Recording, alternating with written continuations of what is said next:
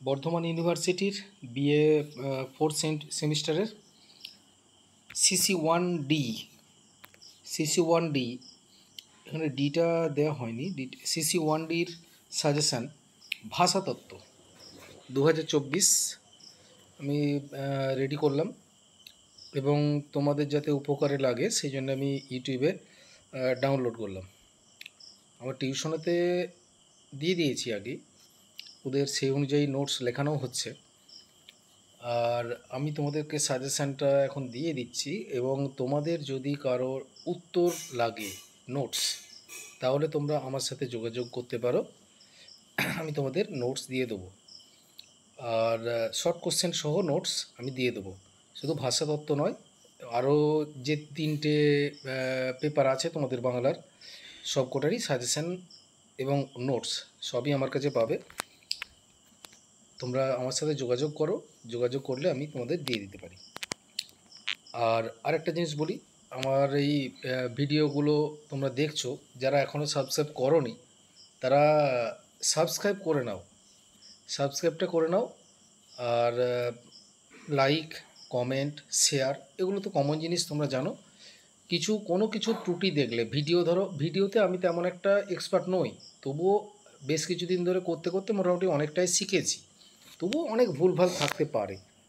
সেই জন্য তোমাদেরকে বলি, তোমরা তো এইসব বিষয়ে এক্সপার্ট, তাই তোমরা কিছু ভুল ত্রুটি থাকলে বা কীভাবে ভিডিওটাকে আরও উন্নত করা যায় সে নিয়ে তোমরা একটু সাজেশান আমাকে দিতে পারো। আমি যেমন তোমাদেরকে পড়াশোনার বিষয়ে সাজেশান দিচ্ছি, তোমরা আমাকে এই ভিডিওর বিষয়ে সাজেশান দিতে পারো। কীভাবে ভিডিও তৈরি করা যায়, কীভাবে আরও উন্নত মানের ভিডিও হয়, সাউন্ড কোয়ালিটি বা পিকচার কোয়ালিটি কীভাবে ভালো করা যায় সে নিয়ে তোমরাও আমাকে সাজেশান দিতে পারো। যাই হোক, আর ওইসব বেশি না বাড়তি কথা বলে তোমাদের সাজেশানের মধ্যে ঢুকে যায়। দেখো, Bengali suggestion 2024, Burdwan University BA fourth semester CC 1ডি জাগরণী টিউটোরিয়াল। 5 নম্বরের প্রশ্ন তোমাদের প্রথমে পড়ে 2 নম্বরের 10টা, 10 দুগুণে 20 নম্বর থাকে।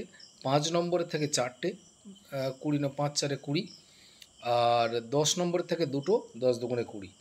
এখন তোমাদেরকে আমি বলি, 10 নম্বরেরও এই 2 নম্বরের প্রশ্নও আমি সাজেশান দেবো, সাজেশান রেডিও করে ফেলেছি। একদিনে তো 2টো ভিডিও করা যায় না, তাই এই সপ্তাহে আগে আমি বড় কোশ্চেনটা দিলাম, বড় কোশ্চেনের সাজেশানটা এই সপ্তাহে দিলাম।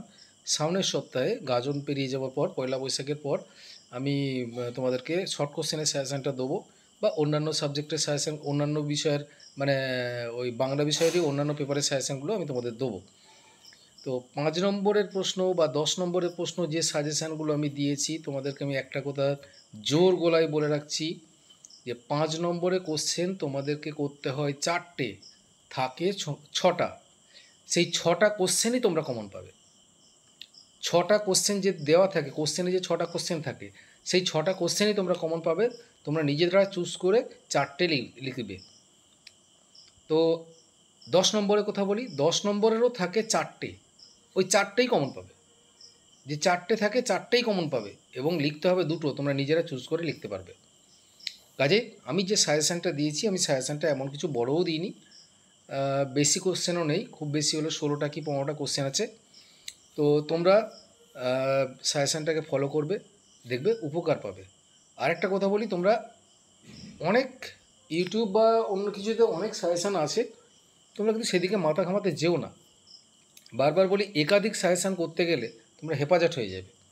তাই তোমরা আমি যে সাজেশানটা দিয়েছি, এই একটা সাজেশানই ভালো করে করো। আমি গ্যারেন্টি দিয়ে বলছি 200% কমন তোমরা পাবে। যাক, আর কিছু বলে লাভ নেই, বকে লাভ নেই। আমি প্রথমে 5 নম্বরের প্রশ্নগুলো বলে দিচ্ছি। দেখো, একের দাগের, বাংলা ভাষাকে কয়টি স্তরে ভাগ করা হয় ও কী কী?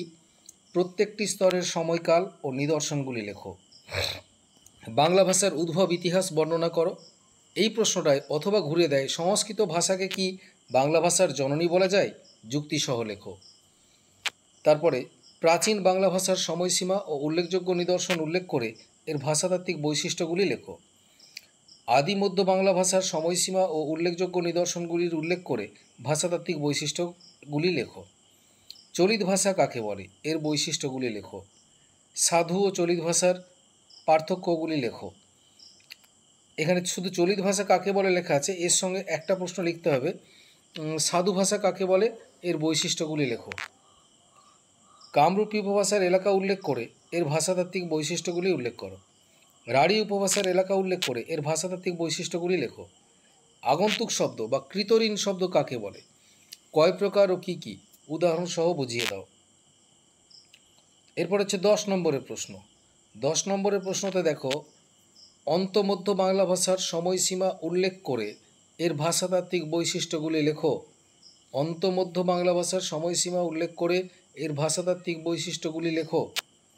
তারপর দেখো, নব্য বাংলা ভাষার সময়সীমা উল্লেখ করে এর ভাষাতাত্ত্বিক বৈশিষ্ট্যগুলি লেখো। তারপরে বঙ্গালী উপভাষার এলাকা উল্লেখ করে এর ভাষাতাত্ত্বিক বৈশিষ্ট্যগুলি লেখো। বঙ্গালী উপভাষার এলাকা উল্লেখ করে এর ভাষাতাত্ত্বিক বৈশিষ্ট্যগুলি লেখো। কামরূপী উপভাষার এলাকা উল্লেখ করে এর ভাষাতাত্ত্বিক বৈশিষ্ট্যগুলি লেখো। বাংলা শব্দ ভাণ্ডারে কয় ধরনের শব্দ থাকে ও কী কী, উদাহরণসহ বুঝিয়ে দাও। উপভাষা কাকে বলে, কয় প্রকার ও কী কী, ভাষা ও উপভাষার মধ্যে সম্পর্কটি বিশ্লেষণ করো। দেখো, এখানে 6টা আছে 10 নম্বরের প্রশ্ন, 6টার মধ্যে 4টে পড়বে আশা করি। আর এখানে আছে 9টা 5 নম্বরের প্রশ্ন। টোটাল হচ্ছে 9 5 14, 9 আর 6 14, 15। এই 15টা কোশ্চেন আমি তোমাদেরকে দিলাম, 200% গ্যারান্টি এর মধ্যেই তোমরা কমন পাবে। এবং প্রশ্ন করতে হয়, বড় প্রশ্নতে বড় প্রশ্ন থাকে 4টে, আর ছোট প্রশ্ন থাকে 6টা। 6টার 4টে 10টা, এই 10টা কোশ্চেনই তোমরা কমন পাবে, তোমাদেরকে করতে হবে 6টা। কাজেই তোমরা এই সাজেশানটা কিন্তু একদম বাদ দিও না। এবং তোমরা তো করবেই, আরও বন্ধুবান্ধবদেররা তোমরা শেয়ার করবে ভিডিওটা, শেয়ার করবে যাতে তারা আরও উপকৃত হয়। আর আবার বলি, যারা এখনও সাবস্ক্রাইব করনি তারা অবশ্যই খুব শিগগির সাবস্ক্রাইব করো। আর সাবস্ক্রাইব করলে আমার উৎসাহ বাড়বে, যে তোমরা সাবস্ক্রাইব করছো মানে আমারও উৎসাহ বাড়বে, আমি আরও জোরদারভাবে সাজেশান তৈরি করতে পারবো এবং তোমাদের জন্য ভিডিও তৈরি করতে পারবো। তো যাই হোক, তোমরা এই সাজেশানটাকে ভালো করে পড়ো এবং ভালো করে মুখস্থ করে একটা জিনিস তোমাদেরকে বলি, তোমরা মুখস্থ করে লেখার অভ্যাসটা করো, টাইম ধরে লেখার অভ্যাসটা করো। টাইম ধরে লিখলে কি হবে, তোমার পরীক্ষার হলে টাইমের অসুবিধা হবে না। আর প্রশ্নটা মুখস্থ করে লিখলে কি হবে, প্রশ্নটা তুমি কোনো দিন ভুলবে না। একবার মুখস্থ করে লেখার পর সেই প্রশ্নটা কোনো দিন ভুলবে না। সেই জন্যই বলি বারবার, আমিও আমার স্টুডেন্টদেরকেও বলি, যারা অফলাইন স্টুডেন্ট তাদেরকেও বলি যে তোমরা সবসময় প্রশ্নগুলোকে মুখস্থ করে লেখার চেষ্টা করো। লিখে বারবার লেখার চেষ্টা করো। একটা প্রশ্ন মুখস্থ করলে সঙ্গে সঙ্গে লেখো, লিখে তারপর আবার দ্বিতীয় প্রশ্ন, তবে পরের প্রশ্নতে যাবে। কারণ লিখলে যে প্রশ্নটার উত্তর মনে থাকবে, যত লিখবে তত প্রশ্নটা মনে থাকবে। যাই হোক, আর বেশি কিছু বাড়াচ্ছি না, তোমরা এই সাজেশানটা করো, দেখবে উপকার পাবে।